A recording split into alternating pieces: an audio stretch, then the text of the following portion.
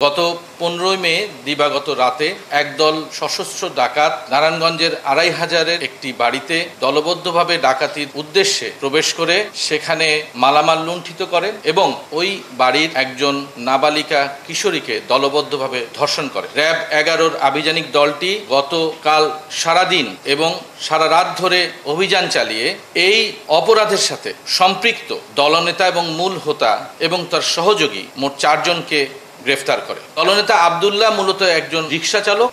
গত 15 মে দিবাগত রাতে একদল সশস্ত্র ডাকাত নারায়ণগঞ্জের 2500-এর একটি বাড়িতে দলবদ্ধভাবে ডাকাতির উদ্দেশ্যে প্রবেশ করে সেখানে মালামাল লুণ্ঠিত করে এবং ওই বাড়ির একজন নাবালিকা কিশোরীকে দলবদ্ধভাবে ধর্ষণ করে।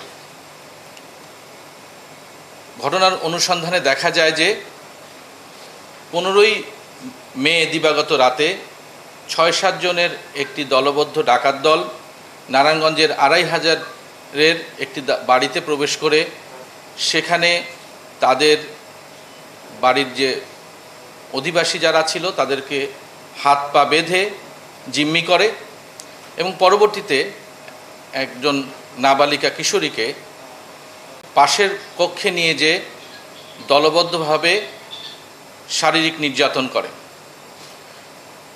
ঘটনাটির পর নির্যাতিতা কিশোরী নিজেই 2500 থানায় বাদী হয়ে একটি মামলা দায়ের করেন। এই ঘটনাটি গণমাধ্যমে প্রকাশিত হয়, ইলেকট্রনিক প্রিন্ট মিডিয়ায় এবং বিভিন্ন সামাজিক মাধ্যমে ব্যাপকভাবে আলোচিত হয় এবং চাঞ্চল্যের সৃষ্টি করে। র্যাব ফোর্সেস ঘটনার পর থেকে আসামিদের গ্রেফতারে সচেষ্ট হয় এবং র্যাব 11-র একটি আভিযানিক দল র্যাব সদর দপ্তরের ইন্টেলিজেন্স উইংয়ের সহায়তায় আসামিদের গ্রেফতারে তৎপর হয়। এরই ধারাবাহিকতায় র্যাব 11-র আভিযানিক দলটি গতকাল সারাদিন এবং সারা রাত ধরে অভিযান চালিয়ে এই অপরাধের সাথে সম্পৃক্ত দলনেতা এবং মূল হোতা এবং তার সহযোগী মোট 4 জনকে গ্রেফতার করে।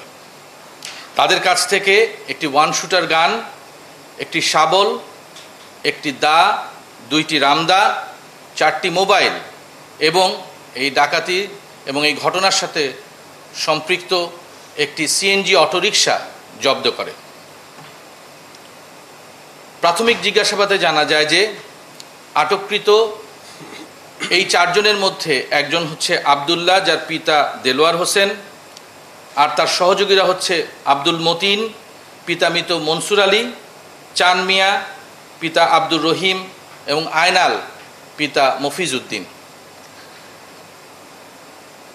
দলনেতা আব্দুল্লাহ মূলত একজন রিক্সা চালক।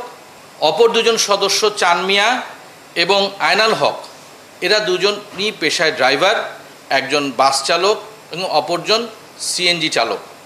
তারাও এই আব্দুল্লাহ সহযোগী এবং তারাও দীর্ঘদিন ধরে এই সকল ধরনের অপরাধের সাথে সম্পৃক্ত ছিল। মামলায় আরও যে অজ্ঞাত 2 জন আসামি আছে, জিজ্ঞাসাবাদ এবং প্রাপ্ত অনুসন্ধানে জানা যায় যে তারা প্রায় 1 বছরের অধিককাল ধরে এই সকল ধরনের কাজ, চুরি, ডাকাতি, ছিনতাই, এর কাজে তারা লিপ্ত ছিল। গ্রেফতারকৃত দলনেতা আব্দুল মতিন, আব্দুল্লাহর সহযোগী যে আব্দুল মতিন, তার বিরুদ্ধে 3টি মামলা। অপর যে 2 জন আসামি আয়নাল এবং চান মিয়া, তাদের নামেও একাধিক মামলা রয়েছে। চান মিয়ার নামে চট্টগ্রামের দোরারগঞ্জে 3টি মামলা রয়েছে এবং আয়নালের নামে 2500 থানায় আরও একটি মামলা আছে বলে আমরা জানতে পারি।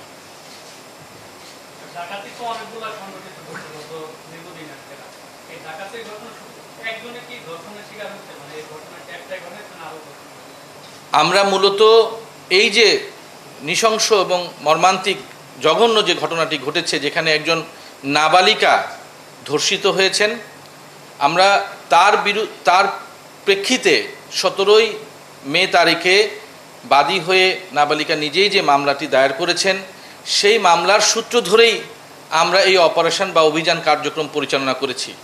এবং এই অভিযান বা পরিচালনা করার পর আমাদের কাছে অনেক তথ্য বেরিয়ে আসছে, এবং আমরা চাইব যে আমাদেরকে সহায়তার মাধ্যমে এরা আর কি ধরনের কার্যক্রমে ছিল সেগুলো আমরা বের করার চেষ্টা করব।